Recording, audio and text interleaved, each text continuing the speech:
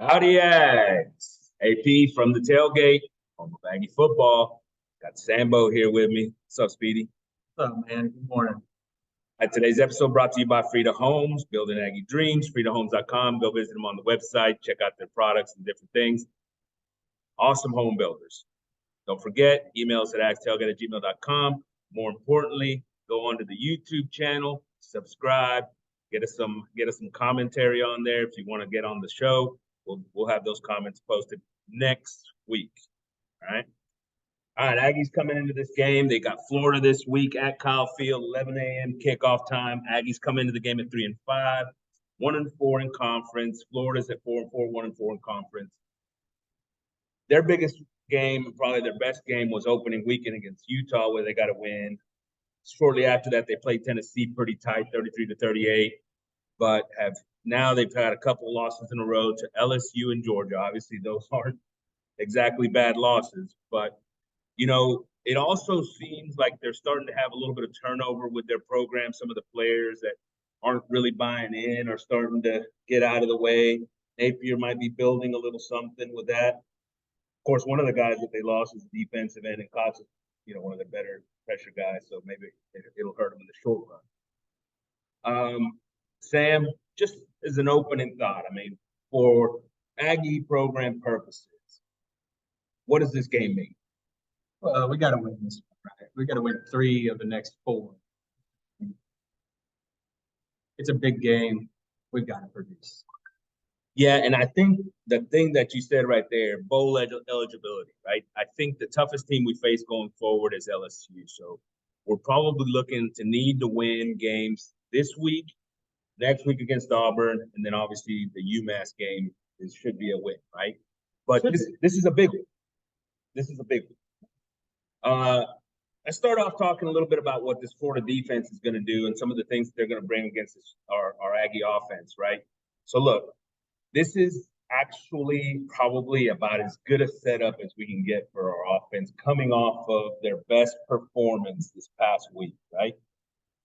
Their best performance this past week in a loss, but still their best performance of the season. This Florida defense is ranked something along 117th in the country. They're 116th against the rush. They give up 200 yards rushing a game. The numbers against the pass, they're 95th against the pass. They're still, and teams are running against them. So that's not a good sign, right? They don't really do anything great. They base out of a 4-2-5, 4 down linemen, 2 linebackers, 5 defensive backs. They'll play some dime off of that as well in passing situations. One of the biggest problems for the season, because obviously they have a lot of problems as bad as they are, is that they don't have those guys. Florida used to have those guys up front that just created havoc. They historically, man, they've all been there. Well, the past coaching staff didn't really bring those guys in and didn't get them into town. So they don't have those guys up. They have a hard time getting pressure without bringing the blitzes. As a matter of fact, their leading sack guy is a linebacker that they bring a whole lot, right? So for this offense, that's a good sign for an offensive line that has struggled throughout the year. And, we have to build off that momentum last week. So hopefully it lines up pretty well.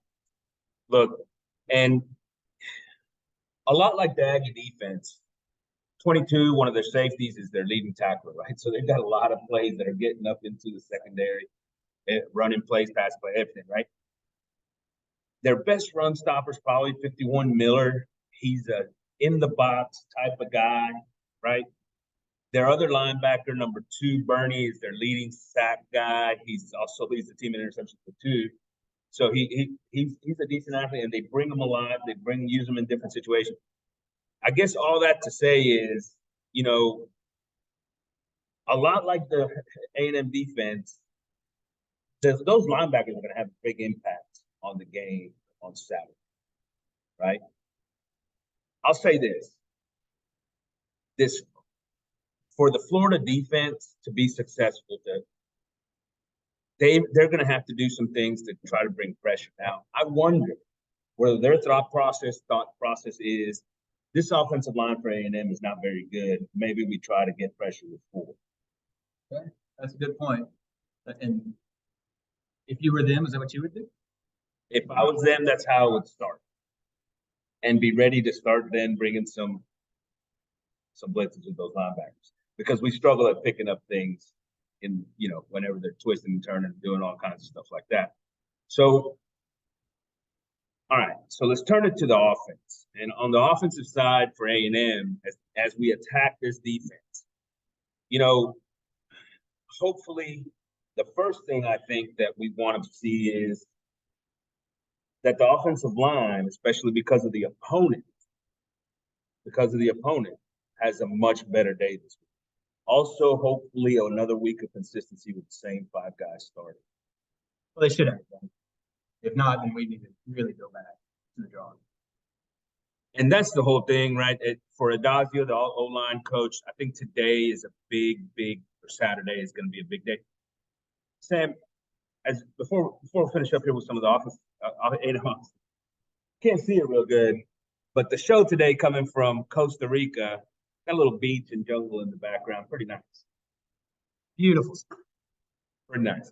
Should have seen the spread out here this morning for breakfast. It was great. So these guys, honestly, what do the Aggies need to do against this team? I think look, a lot of what we talked about last week still applies. Connor's only in his second start, right?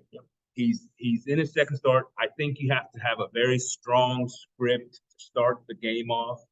Things that you now have, that you practice every day, several times, 10 plays, no tricks. Just go, run them, things that everybody's comfortable with. Entire offense feels good. The offensive line feels good. The quarterback feels good because they've done it so many times. They knew this was coming. And that's the start. I think the second thing, I'm going to get on Jimbo here in a second. The second thing is tempo. I thought last week at the beginning of the game, they had the first couple of series where they actually sped the offense up a little bit. The rest of the game, we were back to same old. But Jimbo in his press conference says, "Oh, we were tempo all day." I don't know what offenses he's been watching. He's obviously not watching college football, because these teams in college football, you go watch Tennessee and they got a playoff every 5 seconds, it seems like, And Jimbo's sitting over there and, the play clock, we snapped it with 8 seconds left on the play clock, so that must be tempo, right? I think the tempo does a couple of things. It does a couple of things for this offense. One, it keeps those players from spending too much time thinking, right? Because when you're thinking, you ain't playing. Jimbo said that himself in the press conference this past week. I think he's been listening to the show. He also did a couple of things that we talked about in the last season. So I still think he's listening. It's good. It's a good coaching. So once again, that tempo, what does it do? Well, it keeps those guys from thinking. The other thing it does is it obviously forces the defense to simplify, right?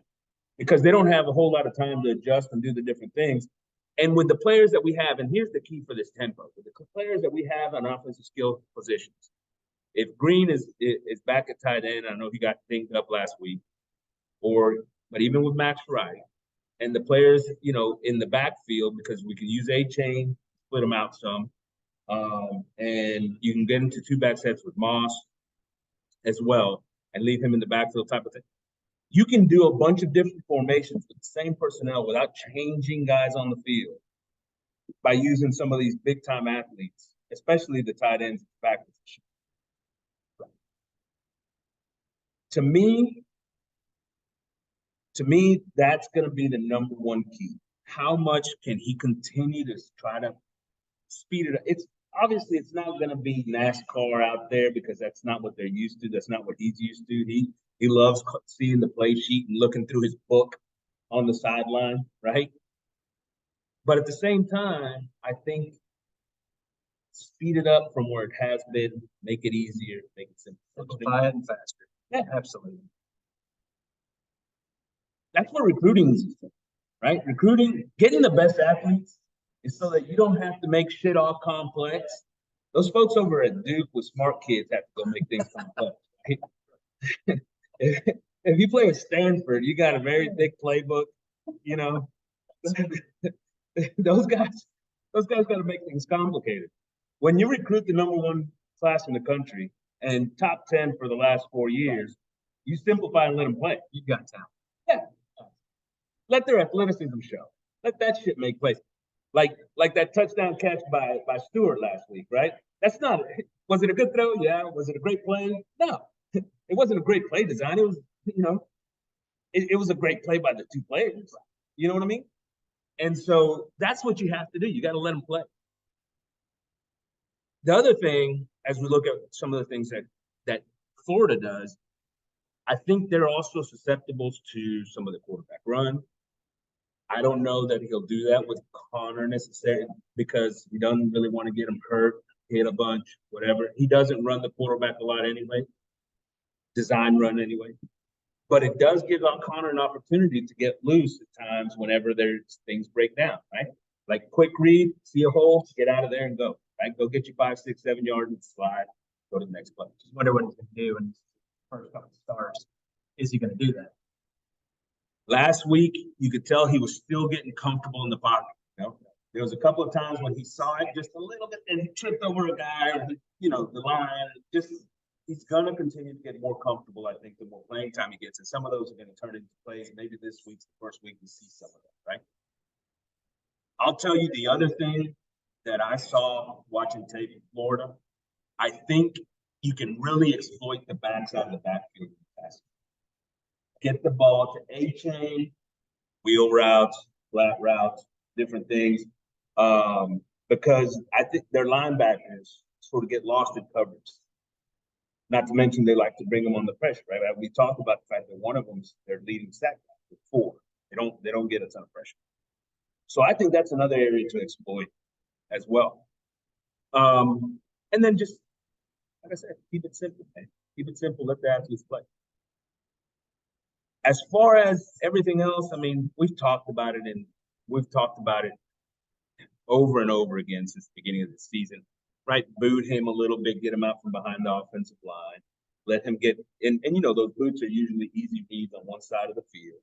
You may try a throwback on here and there to get an easy play over the top.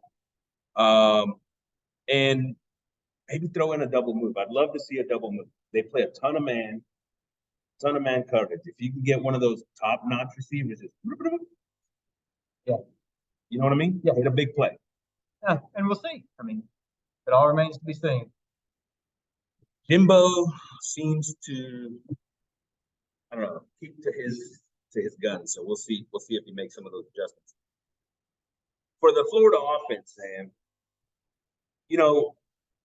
it's 100. This is the one that worries me. If we lose this game, I think it's because of this matchup. The offense versus the defense. Our defense. Their offense versus our defense. Look at the points they put up. I mean, they put up, 20 against Georgia, 35 or so against LSU. And think about this. They are a primary running team. Their offense is based off of the run. 3 different rushers with, one of them's got almost 400. The other 2 got over 400 yards. One of those is being the quarterback who this whole thing sort of centers on.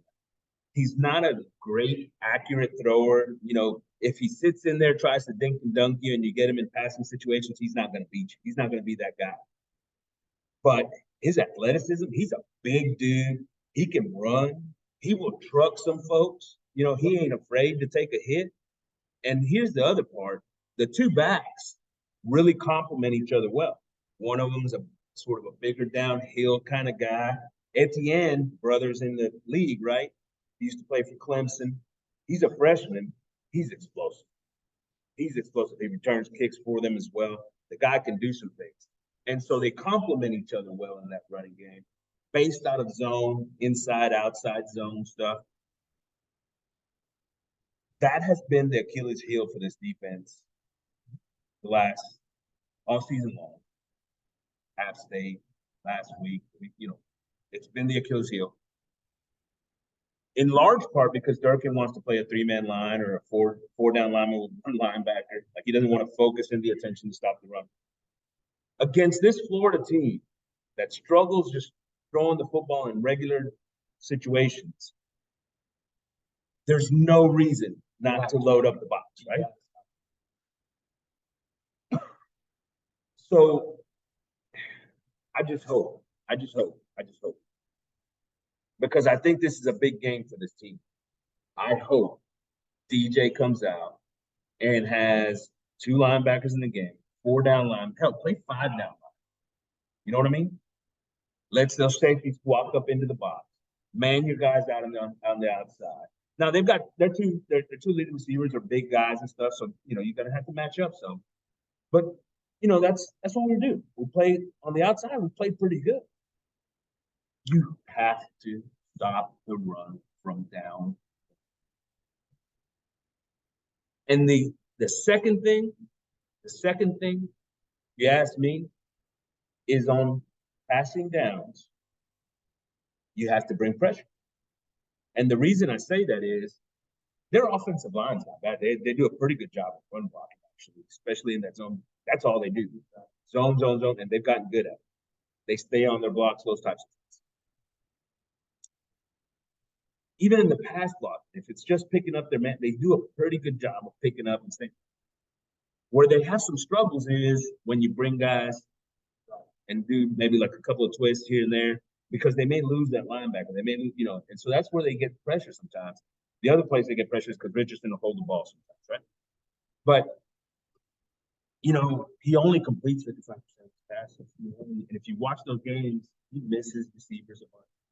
Like, that's the side you want to see. All right, so what must this defense do? What must they do? Well, they've got to stop from down. That's it. That should be like, okay, goals this week. Defensive goals this week. Okay, at the top, stop the run. Number 2, stop the run. Number 3, stop the run. Number 4, stop the run. Number 5, cover somebody. And bring some pressure. Right? Like, this is about as simple as it's going to get all year long. Maybe Auburn's not very good. They just fired their coach. We'll talk about them more next week. But that's it, man. That is it. Durkin has got to get out of his Ole Miss, Maryland, Michigan days where he loved the 3-man line. He's got to get that out of his head. Just clear it. Either that or Jimbo's got to tell him, look, if you come out of here in 3-man line, I'm going to fire you on the field. That's what I would do. Seriously, I would tell him, you come out in the 3-man line, I'm going to fire you on the field. Somebody else is calling the damn plays. All right. So what do you do though? I mean, if you're Dirk, you double down on what you've been trying, or do you throw it away and start something new all in one? Well, it's not like they haven't been playing the 4-down line sometimes, right? It's not complete restart. It's just a matter of staying with the scheme that's actually smart versus the one that isn't. Easy to say. It is easy to say. It's also easy to do, by the way. Look, last week our defensive line absolutely dominated that game up front. If they'd have had any support from linebackers, which weren't on the field, by the way, they'd have been able to control that run a lot better. Our leading tackler was McKinley Jackson, a defensive tackle with 12. We gave up like 38 last week. We gave up 390 yards rushing. I'll tell you that. 38 points, though, wasn't it? It was yeah, something like that. So this team scored 38 points. I don't think they had the offense. Correct, and that's even if it's our best game offensively. Last week was 28. Even if we scored 34, which would be a good day, right? Offensively, that'd be a good day. Everybody'd be like, "Woo, Connor, he's the answer." Or to put up 20 on Georgia. By the way, Connor did that against a team that defensively wasn't real, but you know, whatever. We're not going to get into that. You don't stop the run, you're losing this game. That's coming. Okay. All right. So a couple of thoughts here. Who's the offensive player of the game? Well, it's going to be the one player all year. It's A-Chain. It's A-Chain. I agree. I think it's A-Chain. And I think Connor. It could be Connor. Connor was probably the offensive player last year. I mean, say probably give it to him last year. I think A-Chain gets it because he also contributes in the passing game. especially if we win, I think. The total yards for A chains. What does it need to hit? 200 200. total.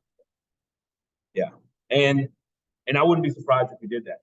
If you wanted to have a little dark horse action here as far as offensive player of the game, and we're really only talking skill guys because nobody considers an offensive lineman an offensive player of the game ever, right? It hasn't been this year. Definitely haven't been this year. I think a dark horse is probably Green, and I think I say this every week. Now he has to be healthy and on the field, right? He got banged up last week. But I think the tight ends have an opportunity to make some plays in this game because of the matchup with those linebackers that aren't great. So he's kind of a dark horse. All right, defensive player. Who has to have a big game for this defense to step up? That's a good question. Maybe Jackson, maybe Russell. Yeah, and I'll tell you this. One, I think Jackson's gonna have it. I think he's starting to get, like last week, he looked like he was back in playing form, right? He's only been back a couple of weeks. I thought he started to look real good last week, made a ton of plays. But I like the one you said next. And I don't know who the second linebacker they're going to play next to him is. Probably White from the beginning. Cooper, for some reason, is a little bit banged up, or he's in the doghouse. He got some playing time last week, but not much. But whoever that second linebacker is also in that mix with Russell, because I think fully to make this defense as good as it can be, those linebackers have to have a big game this week against the guy, right? Dark horse kind of guy, Chappelle, because of the fact that they put him in so many situations up in the box and out of that cornerback spot, they bring him in there. And so he might have some contributions as well. Let's talk about the pick. And A&M is favored by 3 at home, 11 a.m. kickoff time, over under at 55.5. I mean, what do you think? A&M by 3? I've got it. And hopefully it's the under. And hopefully they're under. Yeah. Here's where I have a difficult time. This is where I have a difficult time because last week going into that game, I said, look, if that defense comes out, 4 down linemen, 2 linebackers, focuses on the run, we probably could win this game. This week, I'm going to say the exact same. Come out, 4 down linemen, 2 linebackers, focus on the run. We'll probably win this game. I have no faith that Durkin is actually going to. I have no faith. And for that reason, I don't know if to me, it's a pick'em, right? And if you're giving points the other way, I don't know. But I'm going to take A&M. At home, I'm going to take A&M -3 against one of the worst defenses in country. I'm going to take A&M -3. But I'm going to go. Yeah, I think it's under. I think our offense hasn't proven they can score points. Our most points we scored about 28. That's true. Yeah. It's maybe the worst defense they faced all year. Yeah, we'll see. But if you do score 28, you win by 3, that's the under. You take UMass out of it, this is the worst defense we face all year. Or UMass, I don't know, Sam might have had a better defense. So I'm going to go. Questions from the tailgate brought to you by David Coffin PLC, tax controversy and litigation lawyers. Only tax controversy attorneys in DCS, based out of South Lake, Texas. All right, question number 1. Any new wrinkles that we see from this offense? Well, I think Connor, right? Really, it's what he's going to do. How well is he going to be passing the ball, especially against their defense? So that's what I'm going to wait and see. Yeah, I'm very anxious to see Connor in game 2. I'm anxious to see if against this defensive line, the offensive line can give him a little protection so that he can play even better, right? I'm also anxious to see, as far as wrinkles are concerned, I'd love to see Jimbo, because of what they do in the secondary, maybe use a little bit more bunch sets at times, with some rubbing, some rub routes and different things, pick routes, you know, different things like that, because they have a hard time sort of passing things off. I'd love to see a little bit of that, bring it in, and then maybe use a little bunch set with the tailback coming out from under there as well. I think that would be something that helps this offense. Question number 2. Do you expect Connor to continue to put up big numbers? Obviously, last week, big numbers, biggest numbers of the year as far as quarterback performances. Does he do it again? It does match up really well with their defense. So I'm going to say yes. He continues to put up. And that may be wishful thinking, but I think he's our guy. Look, I think he's our guy. I think he'd be even better our guy if we had a different play caller. But having said that, we are what we are. And I agree with you. I think Connor has another, I mean, is it as big as last week? 340, 4 touchdowns? I don't know. Maybe around 300 and something, 3 touchdowns, you know, that kind of performance, though, right? Much better performance than we've seen all year. Some of that not attributed necessarily just to Connor. Some of that attributed to the fact that our opponent, I don't think, is very good right now. And also hopefully the fact that Jimbo starts to do things that he saw last week that worked early and continues to do them throughout the game, tempo, different things of that nature, right? You are wishful thinking, aren't you? All right, Ags. Gig 'em, AP, Speedy, signing out from the tailgate. Peace.